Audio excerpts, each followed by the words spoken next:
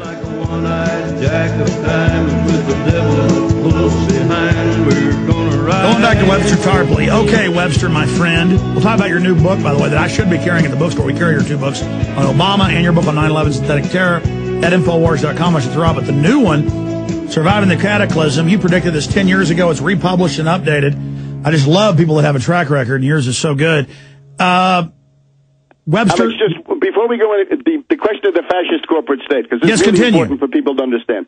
The fascist corporate state is a state-sponsored compulsory cartel, and it means that Geithner and Summers have picked the winners. The winners are J.P. Morgan Chase, Goldman Sachs, and they're trying to save Citibank if they can, because that's Bob Rubin, who is the sort of the gray eminence of this entire clique.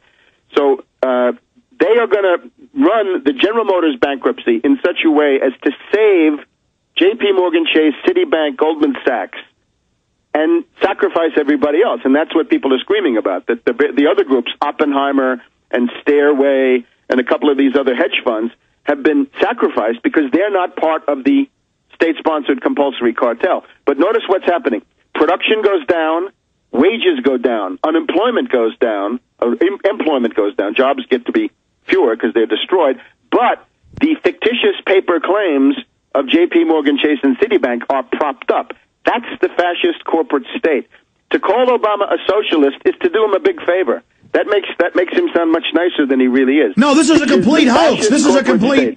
I mean, let me be clear. I'm not... Exactly. This is a mass hoax to call this socialism. That's why the media says it every day, every night. In hundreds of publications, they print that headline that this is Marxism. This is just piracy. This is high seas, swashbuckling, knock us on the head, is it not? Absolutely illegal. Now, you've probably seen the Greg Palast article, which I think is very useful. You could see all these right-wing characters are saying, yeah, the UAW has taken over everything. The UAW has given up guaranteed health care for shares of stock in Chrysler and General Motors that are going to be worthless. So the risk has been shifted to them. And as far as I understand, a $6 billion payment is immediately made to J.P. Morgan Chase and Citibank, so they are made whole. They get off with a whole coat. And then they privatize the risk. They take taxpayer money, put it into stocks, float it out there, and then when it goes down the tubes, it doesn't matter. It just goes into thin air. But like you said, J.P. Morgan Chase, they got the cash up front. And if you want to look at the real excesses, this is typical, right? We have the AIG payments from the TARP, right, from the bailout. So the TARP gave AIG $180 or $200 billion. Who got that money? Barclays Bank of Great Britain, $10 billion, $15 billion. Deutsche Bank of Germany, $10 to $15 billion. Société Générale of France, $10 to $15 billion. Union Bank of Switzerland, perhaps the most bankrupt of all the big zombie banks, another $10 to $15 billion. And Goldman Sachs, $10 to $15 billion. And AIG, $180 billion. Right. Well, the money was conduited through AIG. To them. And the centerpiece, of course, is this London hedge fund of AIG, which issued $3 trillion of derivatives, more than the gross national product of France. So that gives you precisely the key. If you got burned by a hedge fund selling derivatives, your next step is to outlaw hedge funds and to outlaw derivatives. We have these characters around Obama now talking about their plan to regulate derivatives. My plan to regulate derivatives is a shredder and a delete button. In other words, you get rid of them. You wipe them out. Not only are they worthless, they're like black hole singularities. I mean, like you said, worthless. They have negative value. The Rasputnik. You got to pay the mafia garbage men to come and take them away. Unbelievable. Well, Webster, we're about to break a long segment coming up, but I've got to get into this with you. I know you're giving us solutions, and I agree with many of them. Let's talk about what is going to happen. They're clearly not going to change course. They're criminal. They're all in. They're going for broke. All their treasure is staked on this, their blood, their name. They're going all out.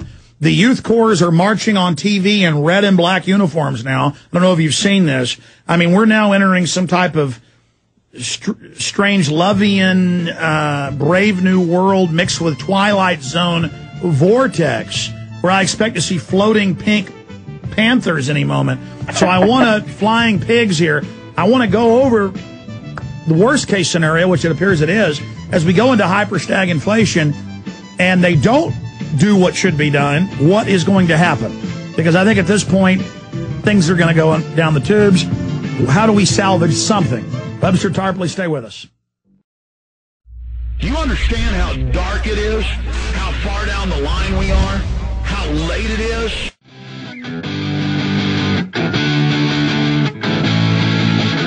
All right, Webster, in the time we got with you, and I want to jam in some calls as well. I got to have you back up. Time just flies. I want to jump a couple hours. Plus, I know you just finished 2 books. One on the roots of this cartel and one on their modern activities. But as all this deteriorates faster and faster, and they still prance around saying globalism is the answer, when clearly their system of globalization engineered all of this, whether by hook or by crook, you know, they're the progenitors of the problem that we're under. And then we have Geithner running around saying, don't worry, the dollar's safe, and the Chinese laugh at him. That's right. In the news. And then the dollar starts plunging even further. I tend to agree with you. I mean, I believe they engineered it because I have their own IMF World Bank documents, but it's kind of like them. Delusional liars tend to start believing their own bull, their own horse crap. Correct. And I really think they've lost control, and these psychopathic thieves have endangered the entire shooting match. I think that's true. I think we're headed probably towards some kind of acute turn of this crisis. In other words, we've been living in this fool's paradise with a mugs rally, a sucker rally going on in Wall Street. But notice, the state of California is collapsing. General Motors is bankrupt. Chrysler is bankrupt. The Toyota car sales are down 40% in the most recent month. Unemployment continues to be very, very high. In other words, about 500,000 jobs lost per month, every month. So that's going to be a disaster. Now, the question is, when do you reach the breaking point on Obama? Historically speaking, the previous case of the 100% Wall Street puppet president, owned by the Trilateral Commission and Brzezinski and Rockefellers and so forth, was, of course, Carter. Carter reached his peak right about now, so to speak, the end of April, beginning of May, mid-May 1977, and after that, Carter began to slide into a decline. And I think there are signs that that's happening with Obama. The left liberals in particular, if you happen to see this Campaign for America's Future, this Boros Sage, Kuttner, Vanden Heuvel group, the left liberals, sort of the limousine liberal, Learjet liberal types, right, merging into parts of the Obama administration, they're very uncomfortable with this idea of the $13 trillion going to Wall Street and a few $100 billion, the crumbs, going to the rest of us. So I think there's a big problem there. The question is, if you're going to attack Obama, you've got to attack him from the left. This is the big thing. Look at Obama. He loves to play himself off against Limbaugh, against Newt Gingrich. No, their own memos say that. They say we want to make this about like running for office against Limbaugh. Limbaugh isn't running jack squat. Limbaugh loves the attention, but he knows they're using him as a distraction. And, of course, as an egomaniac, he can't get enough of it. The critique that really hurts Obama is a left-wing critique. Now, you got to develop some idea of an alternative policy, and it can't be, cut the budget and let everything liquidate into a, general bankruptcy, because that's just going to kill people. No, they've already hyperinflated things to the point we need to arrest the bankers and direct all this fiat stuff into real industry so we get something. Let me just say one sign of life, and I'm surprised by this, but Michael Moore, right? Michael Moore, he's been around for a while. People know him. If you look at his essay on General Motors, you will see that there are signs of life there. In other words, it's tinged with this gangrene economy stuff. It's tinged with this alternative energy claptrap. But what he says is, you got to go back to the 1942 conversion of General Motors to war production, and then the reconversion in 1945-46 back into civilian production.